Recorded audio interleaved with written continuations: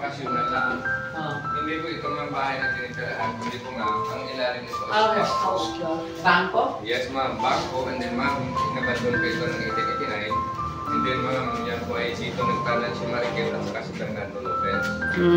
Kasi po inarin sila sa kanilang mga pinsan na Halandone and then Ledesma. Ayaw nila. Silang dalawa po. Yan.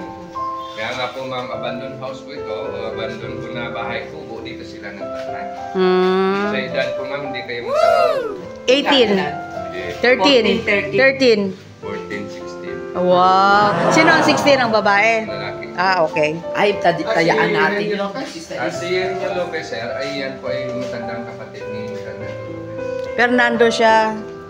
Yung Fernando. So yung Lopez na Roca...